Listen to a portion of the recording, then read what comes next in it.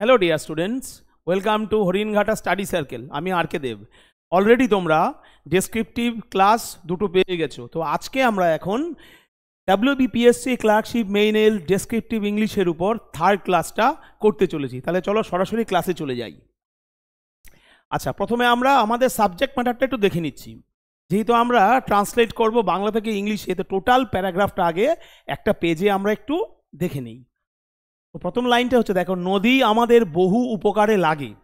আচ্ছা, আমরা নদীর জলে স্নান করি, নদীর জল পান করি, খাল কাটিয়া চাষাবাদের জন্য নদীর জল নানাভাবে ব্যবহার করি, ব্যবসা বাণিজ্যের দিক দিয়া নদীগুলো আমাদিগকে নানাভাবে সাহায্য করে। আমাদের দেশে যেসব জিনিস বেশি উৎপন্ন হয় সেগুলি নদীপথে বিদেশে চালান করে দেওয়া হয়। চালান মিন্স এক্সপোর্ট আর কি এখানে। ঠিক আছে, তাহলে আমরা এবার ট্রান্সলেশন পার্টটাতে যাই। প্রথম লাইনটা হচ্ছে, নদী আমাদের বহু উপকারে লাগে। আগে ভালো করে বোঝো, বহু উপকারে লাগে, দ্যাট মিন্স নদী আমাদের বহু কাজে লাগে। তাহলে কি হবে? নদী, দ্য রিভার, জেনারেলাইজ করা হয়েছে, সমগ্র নদীকে একটা জায়গায় নিয়ে আসা। The river is of great use to us. তাহলে আজকের পর থেকে যখনই বহু উপকারে লাগে, বহু উপকারে লাগে এই তিনটি শব্দ দেখতে পাবে, তোমরা কিভাবে সেটা এক্সপ্রেস করবে? Of great use. যদি প্রেজেন্ট টেন্সে থাকে তাহলে is of great use. Clear? এখানে প্রেজেন্ট টেন্সে আছে, আমি ইজ ব্যবহার করেছি।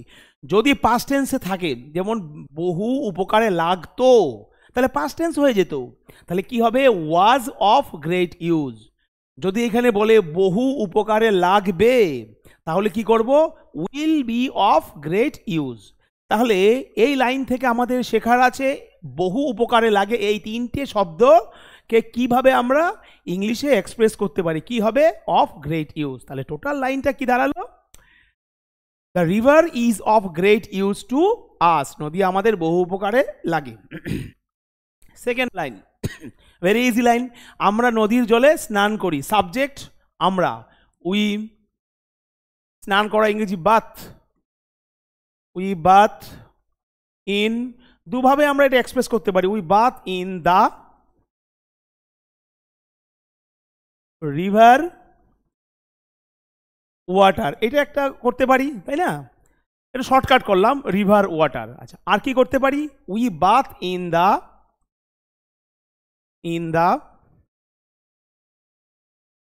Water of the river. আমরা দুভাবে এটা এক্সপ্রেস করতে পারি। তাহলে যার যেটা স্যুট করবে, যার যেটা ভালো লাগবে, যে যেটাকে হৃদয়ঙ্গম করতে পারবে, সে সেটাই লিখবে। অসুবিধা কি আছে? তাহলে we bath in the river water, এটাও correct. We bath in the water of the river, এটাও কারেক্ট। Both are correct. আচ্ছা, তাহলে সেকেন্ড সেন্টেন্স গেল। থার্ড, নদীর জল পান করি। কারা পান করে? আমরা। খেয়াল করো, এখানে কিন্তু আর আমরা লেখেনি।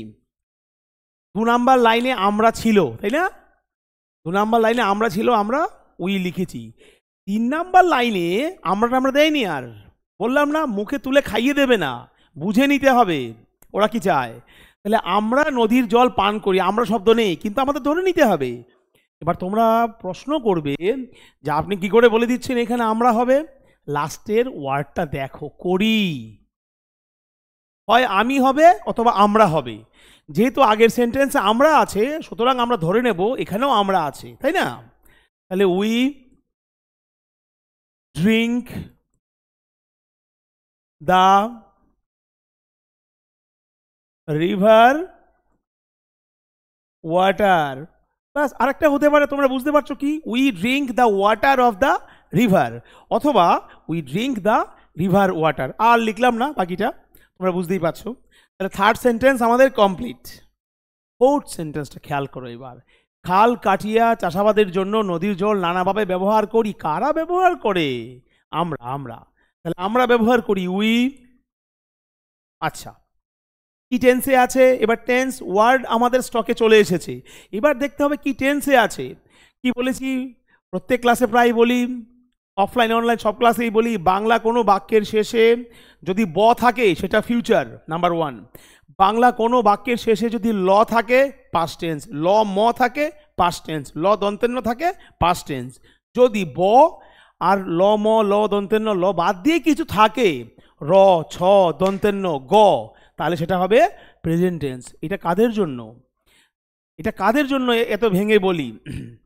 আমি জানি এরকম কেউ নেই যে কে কিচ্ছু বোঝে না, তা সত্ত্বেও এরকম ভেঙে বলি যাতে সুবিধে হয়, কারণ পরীক্ষার হলে অত ভাবার সময় থাকে না, ঝপটপট অ্যান্সার লিখতে হয়। তাহলে করি, র আছে প্রেজেন্ট টেন্স, ব্যাস মিটে গেল।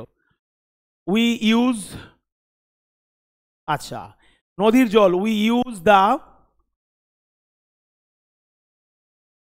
রিভার ওয়াটার, আচ্ছা আমরা নদীর জল ব্যবহার করি নানাভাবে, ইন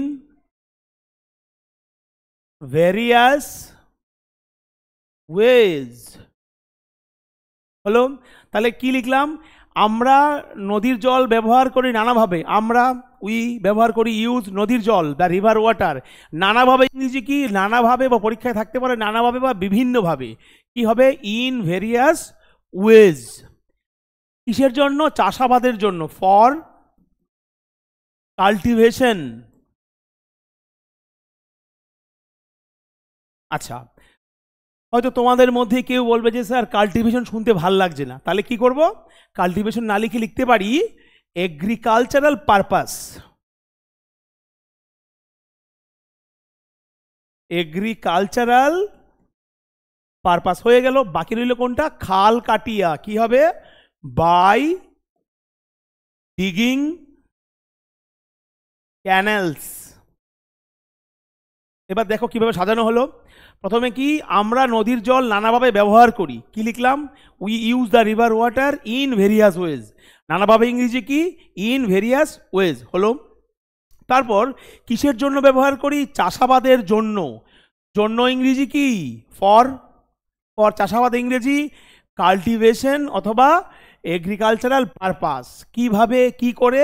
খাল কাটিয়া, by digging canals. Hopefully clear.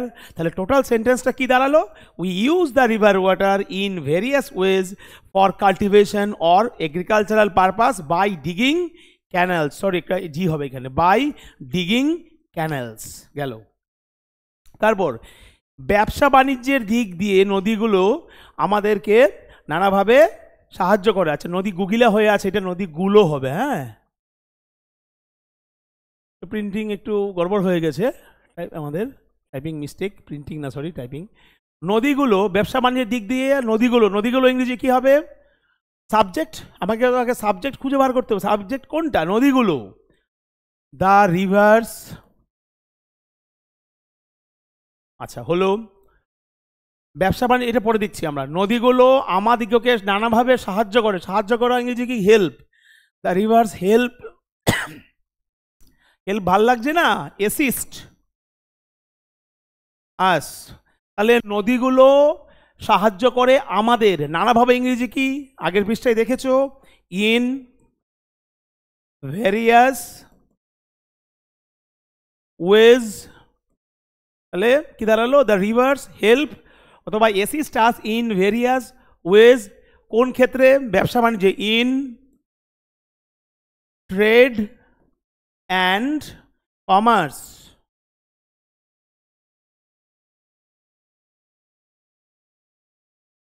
আচ্ছা হলো, তাই না? তাহলে কি হলো? ফুল স্টপ দিয়ে দাও, সাহায্য করে, এখানে একটা দাড়ি হবে। হ্যাঁ, আচ্ছা, তাহলে ব্যবসা বাণিজ্যের দিক দিয়ে নদীগুলো আমাদেরকে নানাভাবে সাহায্য করে। তাহলে সাবজেক্ট কোনটা? নদীগুলো। ভার্ব কোনটা? সাহায্য করে। কেন বলছি?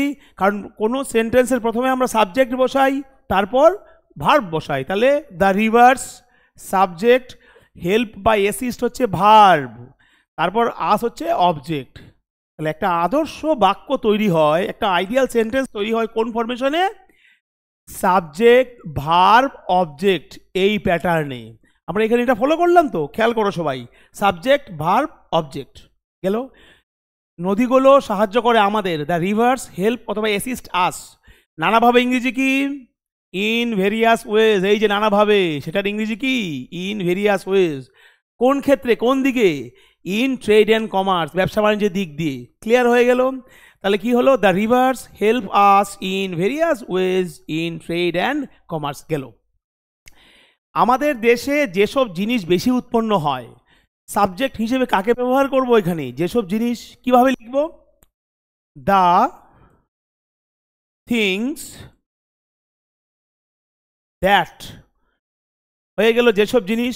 তাহলে যেসব জিনিস ইংরেজি কি? The things that. ক্লিয়ার করে দিচ্ছি যেন এখান থেকে আমরা শিখে নেই আর যেন না ভুলি। যেসব জিনিস ইংরেজি দ্য থিংস দ্যাট বেশি উৎপন্ন হয়, গ্রো ইন প্লেন্টি। আচ্ছা, তাহলে যেসব জিনিস বেশি উৎপন্ন হয় ইংরেজি কি? বেশি উৎপন্ন হওয়া, grow in plenty. The things that grow in plenty in our country.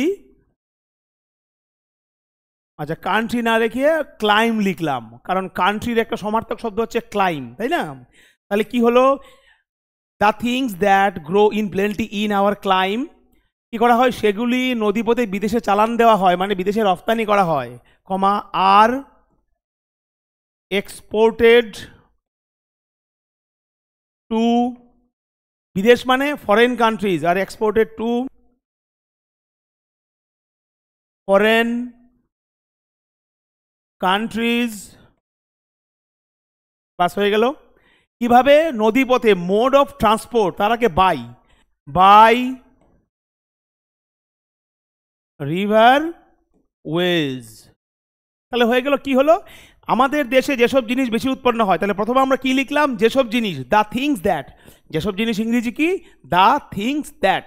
আচ্ছা, বেশি উৎপন্ন হয় মানে বেশি হারে, grow in plenty. The things that grow in plenty কোথায় উৎপন্ন হয়? আমাদের দেশে। ইন আওয়ার ক্লাইম, দেশ ইংরেজি ক্লাইমও হয়, কান্ট্রিও হয়। ইন আওয়ার ক্লাইম, তাদের কি করা হয়? সেগুলি নদীপথে বিদেশে চালান দেওয়া হয়, মানে রফতানি। আর এক্সপোর্টেড টু, কোথায় এক্সপোর্ট করা হয়? বিদেশে, ফরেন কান্ট্রিজ। আর exported to foreign countries by riverways, বা সেগুলি নদীপথে আর কি। ক্লিয়ার? তাহলে আজকে ডেসক্রিপটিভ থার্ড ক্লাসে এই পর্যন্তই ছিল। যদি কারো কোনো কোয়েশ্চেন্স বা কোয়েরিজ থাকে কমেন্ট সেকশনে অবশ্যই বলবে, আর তোমাদের কি লাগবে আর কি করলে ভালো হয় সেটা অবশ্যই আমাদের জানাবে। তোমরা আমাদের চাইলে এই সোশ্যাল মিডিয়া প্ল্যাটফর্মগুলোতে ফলো করতে পারো, টেলিগ্রাম, ইনস্টাগ্রাম, ফেসবুক। তো অ্যাপার্ট ফ্রম অল দিস, যদি তোমরা হরিণঘাটা স্টাডি সার্কেলের অনলাইন অফলাইন ব্যাচকে ফলো করতে চাও বা কানেক্টেড হতে চাও, এই নাম্বারে ফোন করবে বা হোয়াটসঅ্যাপ করবে। তাহলে ডেসক্রিপটিভের উপর ফোর্থ ক্লাস নিয়ে খুব শিগগিরই তোমাদের সাথে দেখা হচ্ছে। Till then, goodbye, take care.